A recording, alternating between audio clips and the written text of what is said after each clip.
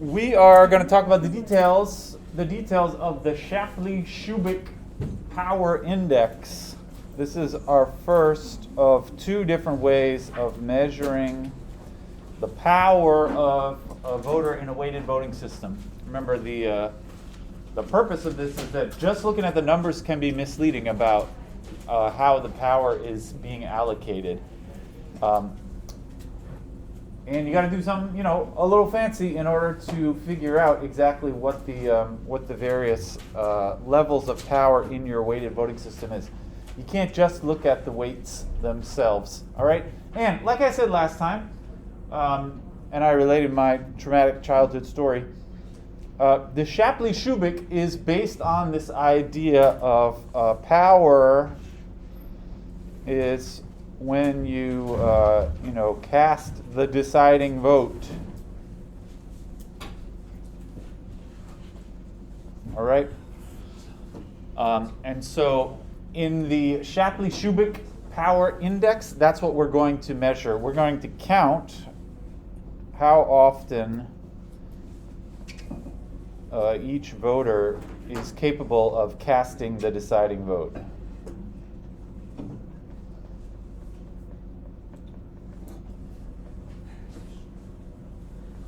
All right. This is how we do this, the Shapley-Shubik. And when I say cast the deciding vote, you have to imagine that these guys, or the voters, are voting in some kind of order. Somebody makes their vote first, and then somebody else makes their vote second. Now, that's not actually how voting works in the real world. People don't actually vote in order, but that's the only way that there can be such a thing as a deciding vote, is as if you are waiting and waiting and waiting until the quota is reached, and then at some point, finally, somebody votes and it goes over the quota. You have to imagine them voting in a particular order, even though they don't really vote in a particular order. So the way that we have to do this is we'll consider all possible orderings of the votes. When I'm talking about who is casting the deciding vote, you have to imagine that they're voting one at a time, and there's one of them who finally gives the vote enough points to go above the quota. And so when I say how often each vote is capable of casting the deciding vote, really what I mean is when you consider all the possible orders in which they could have voted, then in how many of those orderings will this person be the one who casts the deciding vote? All right. Let's just do a mini example here. So in this system, let's say it's 6, 3, 2, 1, 1, 1. So the quota is 6, and I have 5 voters. And I'm going to, just for simplicity in talking about this, I'm going to give the voters names. I'm going to call them A, B, C, D, E. What? I pointed at a comma. So let's call these voters A, B, C, D, and E. All right. Earlier in the, in previous weeks, the A, B, C, D were like the names of the outcomes of the election, the candidates. But here I'm referring to them, those people who have those different weights. I'm calling them A, B, C, D. And let's say they all vote yes. So they are all contributing their weight towards the quota.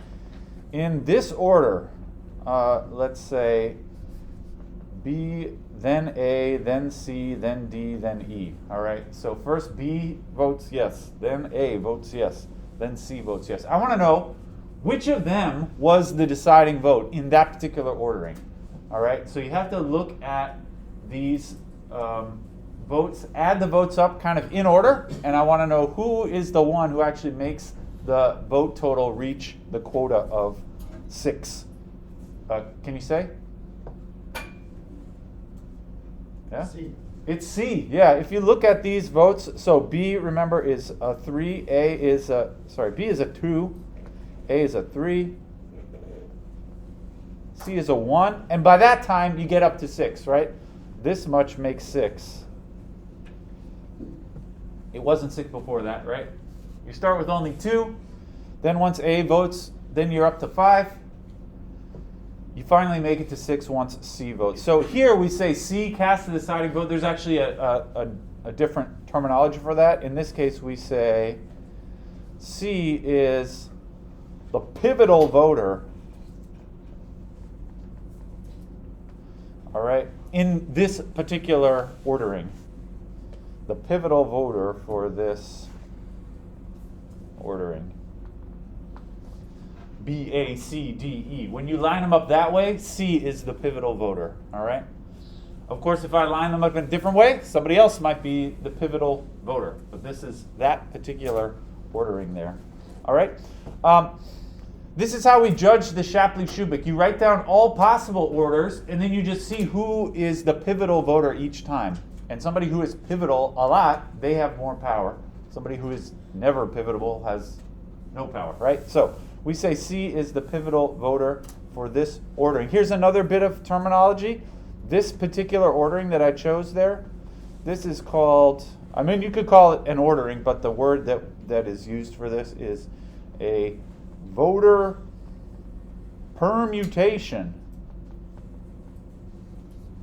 The word permutation in math just means like some kind of rearrangement. All right. So it is some way, when I say B, A, C, D, E, that is one particular way that you could rearrange those letters. Rearrangement or reordering or something like that. That's the meaning of that word permutation in mathematics. Usually means some kind of rearrangement or reordering. All right. So in the same example here, what if, sorry, I have to scroll away from those numbers. How about this? In this permutation, C, E, B, A, D, who is pivotal? How I would describe or how I would decide this, let's just, instead of the letters, their names, let's write the actual weights they have. And I scrolled past it, but I remember C had a weight 1, E also had a weight 1, B had a 2, A had a 3, and D had a 1, right? And what you want to do is, you can do this with your finger or something. You go across the list here and add the numbers up one at a time until you get up to 6, right? Because that's what we're trying to see. At what point do we actually reach the quota, which is 6 in this case? So I look over here, I see 1. All right, another 1, that makes 2. Another 2, that makes 4. We're still not there. This 3 makes it up to 7. That tips it over the quota. So the 3 here is the pivotal one. That's the pivotal one. What I'm doing is adding the numbers up from left to right and seeing at which point do I actually exceed the quota or match the quota. All right, that's the pivotal one. So here, in terms of the original voters, here A is pivotal, right? A is the name of the person who had the 3. All right, this is how you judge who is the pivotal voter each time. All right, and like I said, we're going to consider all possible orderings and pick out who's the pivotal each time. Let's try an example here. Like I said last time, this is it's not like a big formula to plug the numbers into. You have to kind of do this procedure, and it's not hard. It's just kind of, it'll take you a few minutes. Let's try. Let me just say, can I give you one more definition before we do an example? I should tell you, this is the definition of the Shapley-Shubik power index. The Shapley-Shubik power index is of each voter. I'll say of a voter. The idea is each of your voters is assigned a particular number, which says how powerful they are. The Shapley-Shubik power index of a voter is the fraction. It's usually written as a fraction or a percentage. The fraction of the time that this voter is pivotal among all voting permutations.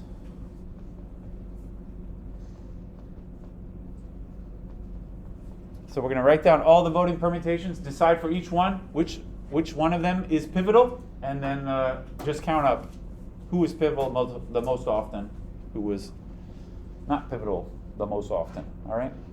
So let's try an example. Any questions before we do it? I think if this doesn't seem clear, hopefully it'll seem clear once we work this out. So a typical example, this would be, typical quiz or homework question. I give you this weighted voting system, and then I say, let's find the Shapley-Shubik, which I will just write as SS. All right. So I'm going to give them names. When I do this, I'm always just going to call them A, B, C, D, whatever. So here they are A, B, and C, right? And what I said, it's the fraction of the time that this voter is pivotal among all voting permutations. So, and this is, you will immediately see why this is going to take you a few minutes to do, although it's not really hard. I'm going to write a complete list of all possible permutations, which I'll call perms. All possible permutations, that is all the different ways you could reorder A, B, and C. So we have A, B, and C. We also could put A first and put the C, B that order, right? So there's two different perms, two different permutations which have A first, and then I have two which have B first, right? They are B, A, C, B, C, A.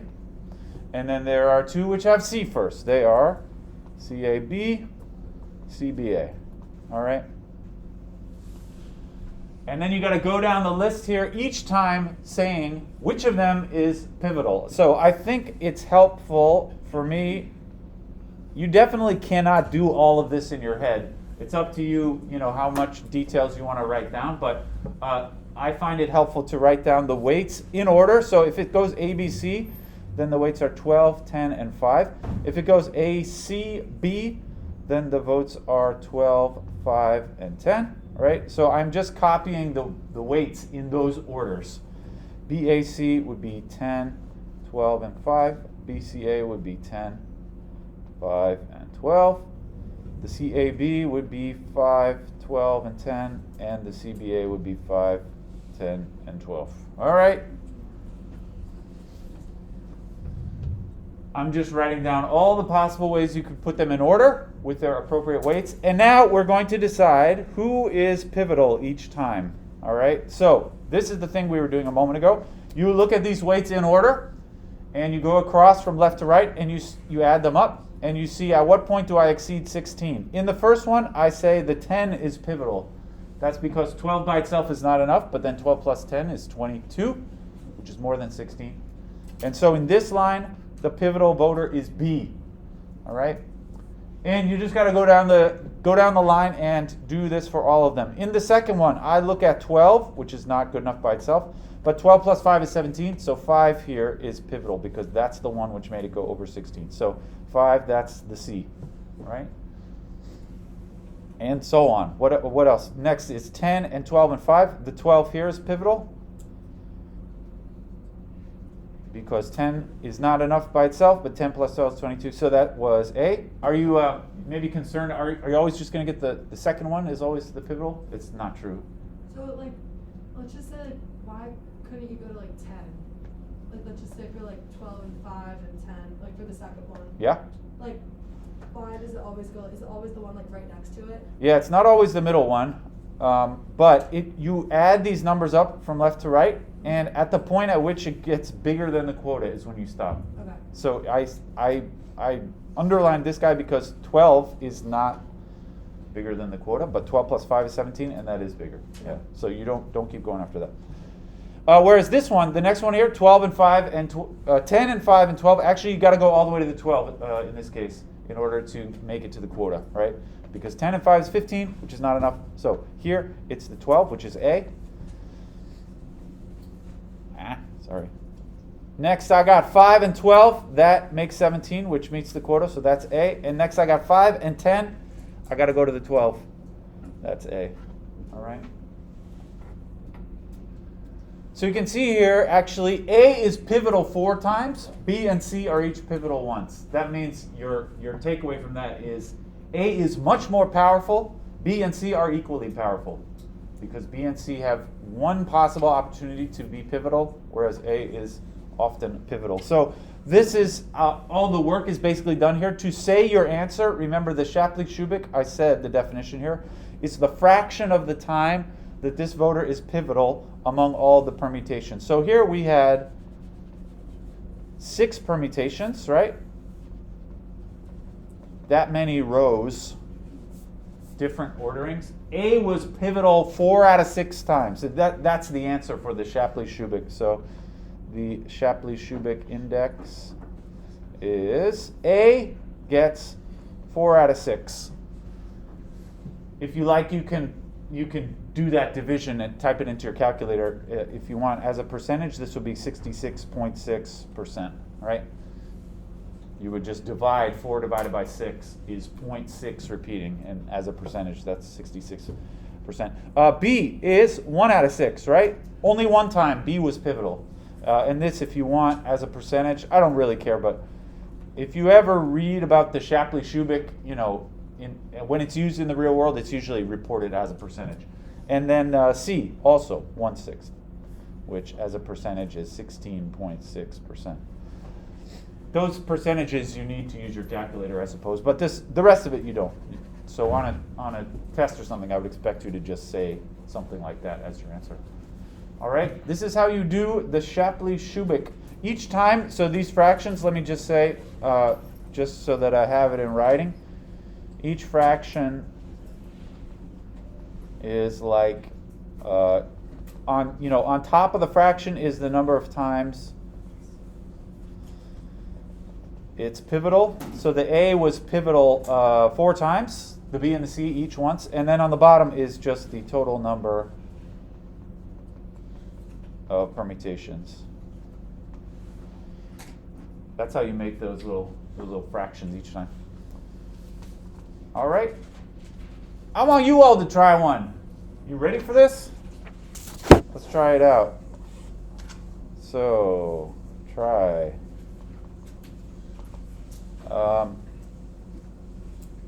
12, 7, 6, 5. See what you think. I'll call these ABC again.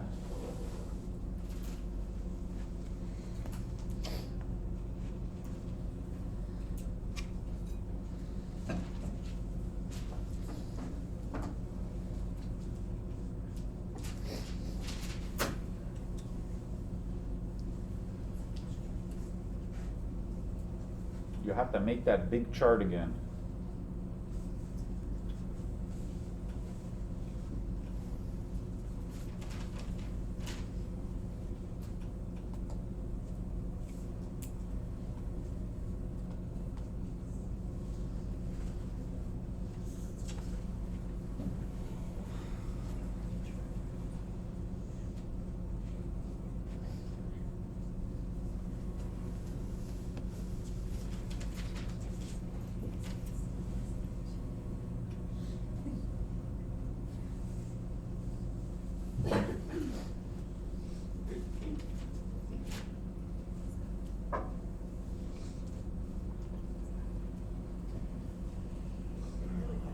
So when you're doing like, so for this, so if it's ABC, do you just do the same thing for each? Yeah, it's always going to look like that when it comes to ABC.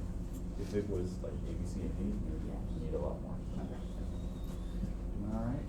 Mm-hmm. So when it reaches the corner, or is there?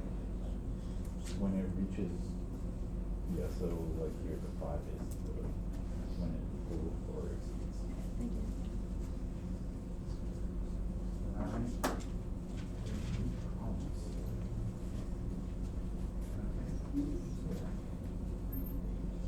Good.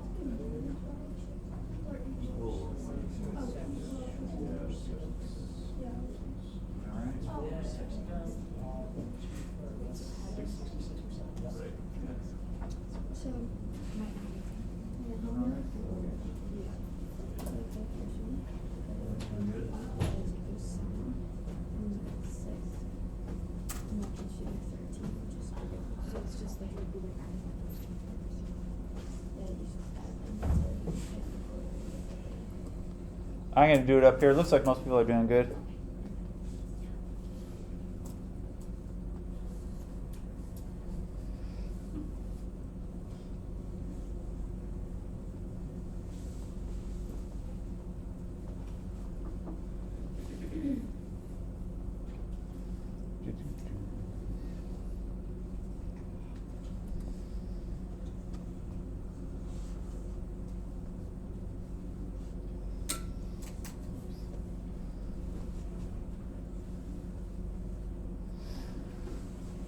All right, these are all the permutations you can get, right? When you have only 3 ABC, it's always going to be like this. I like to write, you can write them in whatever order you want, but I like to write the 2 that start with A first, and then the 2 that starts with B, then the 2 that starts with C. Anyway, these are the weights, and each time you need to identify the pivotal voter, you should add up the numbers from left to right, and at the point at which you meet or exceed the quota, that is, it adds up to 12 or more, that's the pivotal voter. So here it would be the 6, which is B. That's because 7 is less than 12, but 7 plus 6 is 13, which is more than 12. In the middle one, or in the next one, 7 and 5 is the pivotal this time, because 7 plus 5 adds up to 12, and 12 counts as meeting the quota. So this is C. I think you should have said all the rest of them were A. Here you have to go 6 plus 7 is 13. In the next one, 6 plus 5 is only 11. Which is not enough, so you got to go to the 7 here. That's A. Here 5 and 7 is 12, so A is pivotal. And here 5 and 6, again, on the last row, 5 and 6 is only 11, which is not good enough, so you got to add in the 7 also to make the 12, which is 8. A. I hope that everybody came up with that. Any questions about those? I hope you agree with me. This is not really hard. It's just, it will take you a few minutes to do, and I suppose there are several chances to mess it up. But anyway, my final answer then is A is 4 out of 6, B is 1 out of 6, C is 1 out of 6.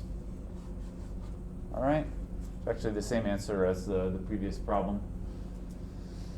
All right, those are fractions. I don't know if, depending on your upbringing, you may feel some kind of primal urge to reduce the fraction. I don't care about that. The 4/6 is the same as 2/3. Although, for the purposes of comparing one to the other, it's actually better to leave them all as sixths, isn't it? It means that A is like 4 times as powerful as each of B and C. If you start reducing the fractions, it becomes a little harder to compare them with one another just at a glance. All right?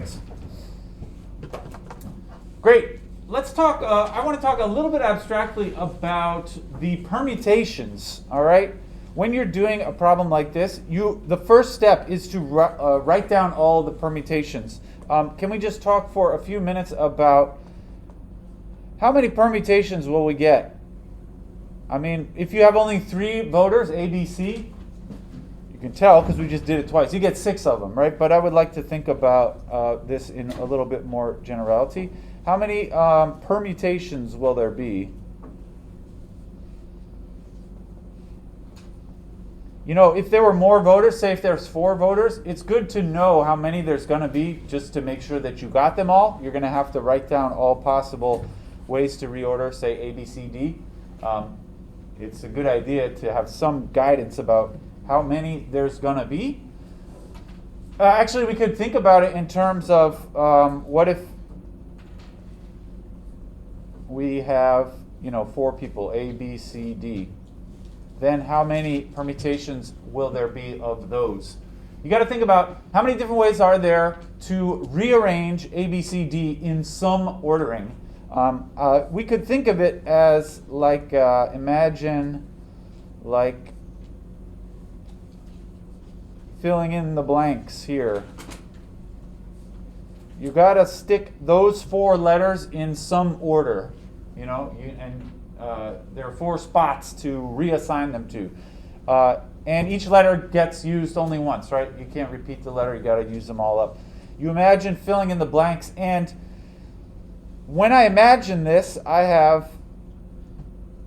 let's think of it as like, let's choose who goes first, and then second, and then third, and then fourth. How many options do I have for who goes first? 4, yeah, because there's A, B, C, so there are 4 alternatives. 4 options here. How many options do I have for who goes second? Well, there's still kind of 4, but actually, if I already used up one of them in the first spot, then really there are only 3 remaining options to put in the second spot. So I will say there are 4 options for the first, 3 options for the second. If you agree, this is only 2 choices now, because you've already used up 2 of them in the first 2 slots. And then the last one, actually, you don't really have any choice, or only 1 option here. All right? And so what's the total number of choices you could get here? How do I make sense of these? Anyone have an idea? Should I add these up? Or Do you multiply them? yeah, I think actually you should multiply these up. This is because I have these different choices are totally independent from one another, and the total number of making all those choices is obtained by multiplying those numbers together. This is like if you have, well, I don't know, it's like if I have 20 pairs of pants and 20 different shirts, how many possible combinations are there? You don't add those. There's actually much, much more than just 40 different combinations. There's, whatever, 20 times 20, 400. I did the math. You multiply. So this is like a basic mathematical principle. Basic principle. If you're making a bunch of independent choices, or let me just say if they were just 2 choices, if we're making 2 choices, independent choices, I'll say,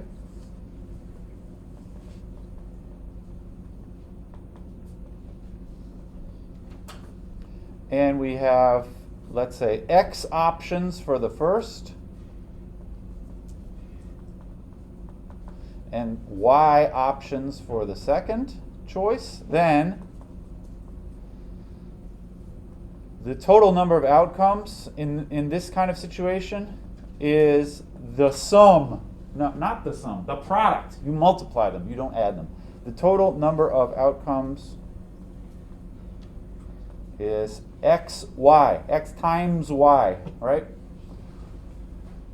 I said it if you're just making 2 choices, but this is true in general. If you're making a whole lot of choices and they're all independent from one another, the total number of outcomes would be the product of those. You multiply all the numbers. This gets quite big. So for 4 choices, or let me just say, so for 4 voters, the number of permutations is 4 times 3 times 2 times 1, right? The choices that you make, well, I said we had 4 options for the first one, then 3 options, then 2 options, then only 1 option at the end. And what is that? This is 24, right?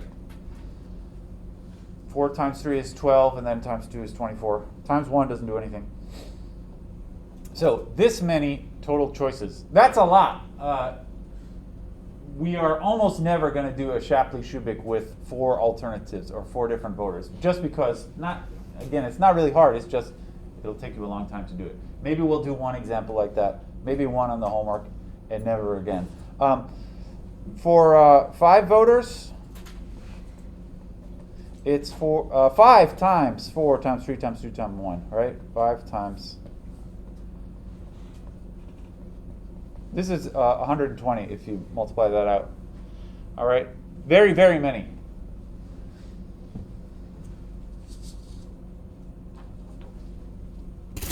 In general here, if you have, say, n voters,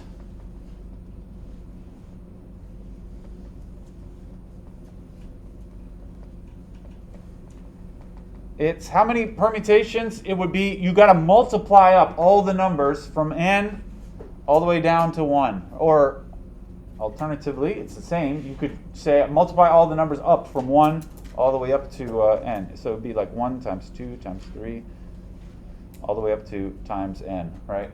This is going to be a very big number if the n is big. Actually, there's a word for that. Anybody seen this before? There's a mathematical word for when you multiply all the numbers up to something. Factorial. Yeah, it's called the factorial, and you write it like this. N, like you're yelling N. The exclamation mark there is is a mathematical operation. This is called n factorial. And it's what you get when you multiply up all the numbers, starting with 1 all the way up to n. These numbers are very big. So, what we've just said so far was 4 factorial is 24. 5 factorial is 120. Would you mind if I take a minute to tell you one of my favorite mathematical facts? You can amaze your friends with this fact. 6 factorial, this is not it, is 720. I'm just trying to demonstrate that these numbers get very big as you go along. Typical calculator doesn't have a factorial button because they're too big. And it's not an operation you want to use every day. For example, if you go up to 10 factorial, this is about 3.6 million. And if you go up to 20 factorial, this is a big number with 19 digits. So these are very, very big, even just for, say, 20 factorial. Here's my favorite fact, though. This is a strange and, in my opinion, I hope you don't mind me saying, strange and beautiful formula about factorials. Strange and beautiful formula. This is from about the year 1700, and it's kind of a famous thing. Stirling's formula. It says when n is large, this formula was discovered long before calculators. When n is large, check it out. It tells you what n factorial is approximately in a way which is easier than just multiplying all the numbers. So remember, n factorial means 1 times 2 times 3 times 4 all the way up to times n.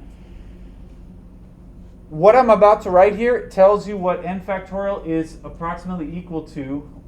The thing on the right looks nothing like, and this is why I say it's a strange and beautiful formula, the thing I'm about to write down looks nothing like factorial at all. It doesn't look like multiplying numbers 1 times 2 times 3, etc. It looks actually completely crazy. I said crazy. I meant crazy. Completely, it's great and crazy. Check it out. It begins with this. How you like that so far?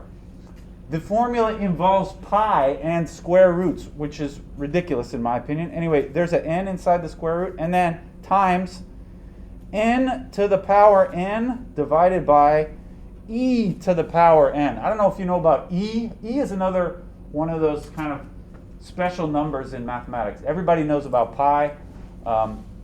We got Pi Day coming up in about a month. It's gonna be amazing, right? E is another sort of special mathematical number, which for whatever reason doesn't get as much good PR as pi. Pi comes from geometry. E kind of comes from calculus. But anyway, this is Stirling's formula. What is strange and beautiful about it is just that the thing on the right-hand side is, in its very nature, totally different from a factorial. And even I feel like there's no good reason on God's green earth that this should actually be true, that the factorial, it really should have nothing to do with pi and the square root of 2 or whatever. But in fact, they are equal, or they're approximately equal. Very weird. That's all I want to say about Stirling's formula. We got 15 minutes left. I think that's enough time to just try one. For once in our life, we're going to do one big example of the Shapley-Shubik with 4 different voters. And this will be the only time that we ever do this, because it's going to be big. There are 24 possible permutations, right? That's why we're not going to do this very often. But anyway, let's do Shapley-Shubik for this example. 9, 5, 4, 3, and 3. All right?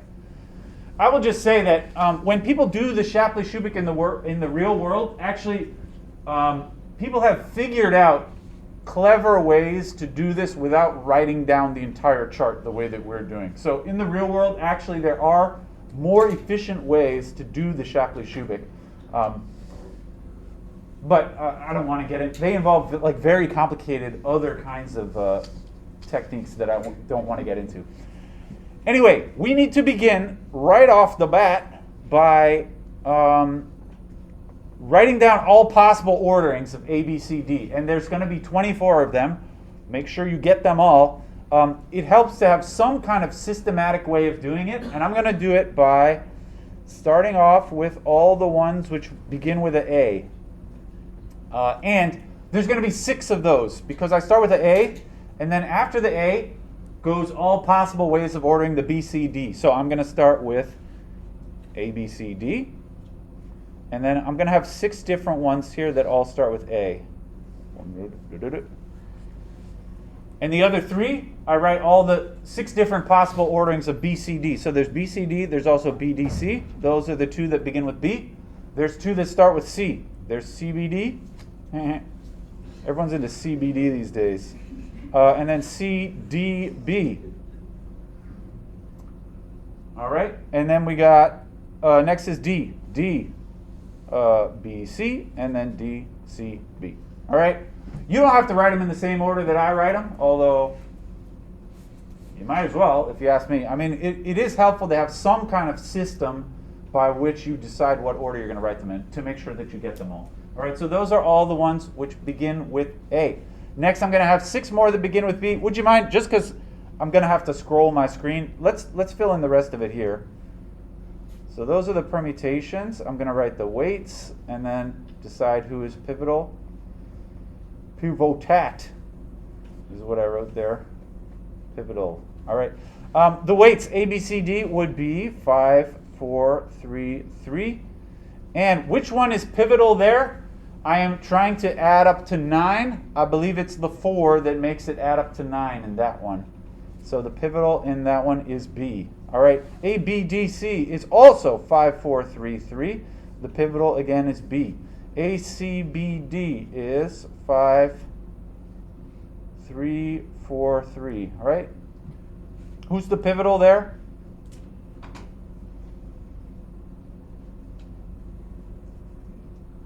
I think B. Some people are muttering B.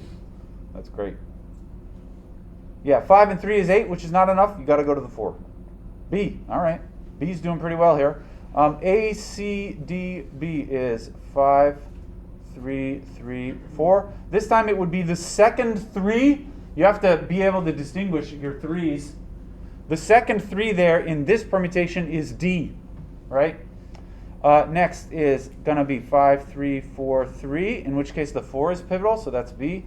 And next would be 5, 3, 3, 4. Here the second 3 is pivotal, which is C. All right? I hope that makes sense to everybody so far. We are 1/4 of the way done. We did all the permutations which begin with A, right? Next, let's do all the ones which begin with B. So I go B first. It's going to be 6 of them.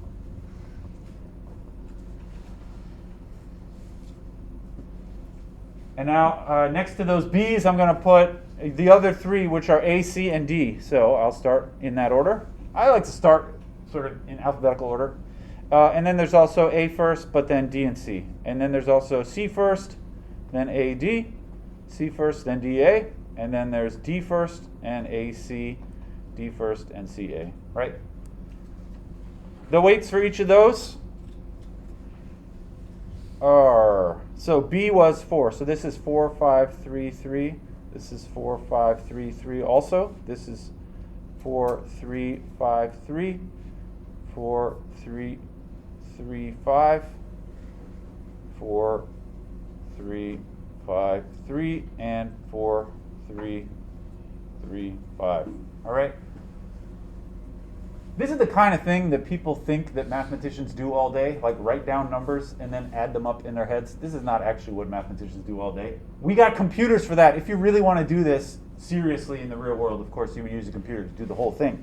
You wouldn't do any of it by hand. Anyway, who's the pivotal here? That's, we're trying to add up to 9 is the quota. So the 5 is the pivotal there. That's A. The 5 again, that's A. Here it's the 5. 4 and 3 is 7, which is not enough, so that's A. In the BCDA row, I believe it's the second 3 which makes it. That is D here. Here I need the 5, which is A, and here I need the second 3 again, which this time is C. All right? I hope we see what we're doing. How about, could I let you guys finish it off, and I'll walk around and see if you know what's up? There's not much sense in watching me do it. You can do it just as well as I can. Once you get to the end of this giant chart, remember you're going to count up how many times each of them is the pivotal.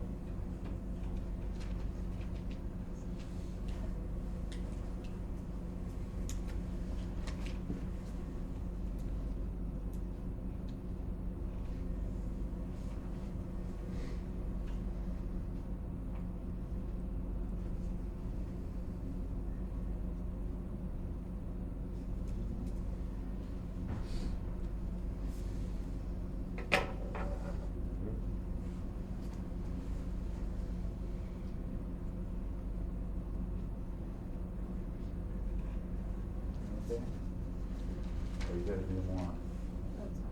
This is only half of the chart, right? Because next you need a bunch of ones which start with C. Oh, okay. Right? And then you count them up at the very end. You good? Mm-hmm. How's it going? Good? Mm-hmm. Good? Mm-hmm. Count them up. You doing okay? Mm-hmm. Yep. Okay.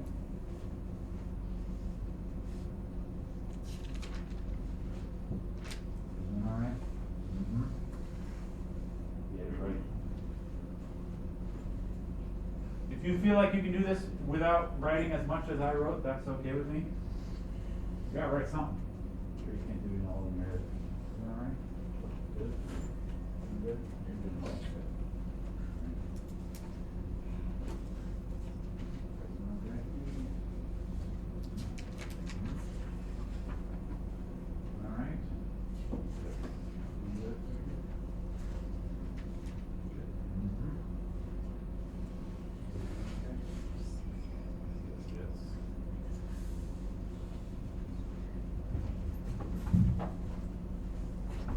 I'm going to do mine up here. You can check your answers if you write them in the same order as me.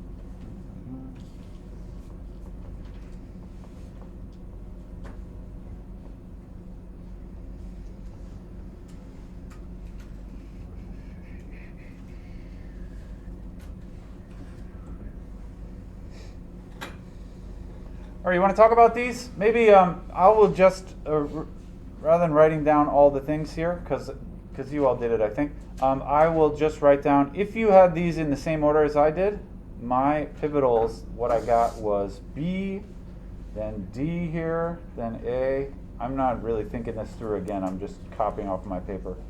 Then D, then A, B, B, C, A, C-A-B. I don't know if you wrote your columns, or if you wrote your rows in the same order as I did. You should have got those as the pivotals in that same ordering. I hope you did. I don't know if you got that far yet. That's fine if you didn't. And then who is pivotal? You gotta. So my final answer is going to involve counting up all the number of times each of them was pivotal and make it a little fraction. And the denominators, that's the thing on the bottom of the fraction, should be the total number of permutations, which is 24. And if you count them up, when I did this, I got 8 A's, I got 8 B's, and 4 C's, and 4 D's. Anybody agree or disagree? I hope that that's what you got. It definitely, just as a little sanity check, you definitely should have gotten the same fraction for C's and D's because they're the same number. It wouldn't make sense if C was more powerful than D. That's you messed something up if that happens. So C and D ought to be equal. In this example, A and B turned out to be equal also, which is a little surprising perhaps, but as we know, these numbers here don't always tell you the whole story. So it should not be a huge surprise that A and B turned out to be equal, just because that sometimes happens with the weighted voting. All right? That's the Shapley-Shubik. Any questions about that? This is the hardest example that you're ever going to do of this, and I hope you agree when I say it's not really hard. You just got to make sure you do every little thing right. It's easy to mess it up, I suppose, although the actual procedure is not difficult to do. All right, we're not going to do another example any bigger than that. Next time, I think we'll talk about the other of the two methods, although let's not get into it. Looks like you want to leave. So leave. All right, see you Friday. We will have our quiz on Friday, as always.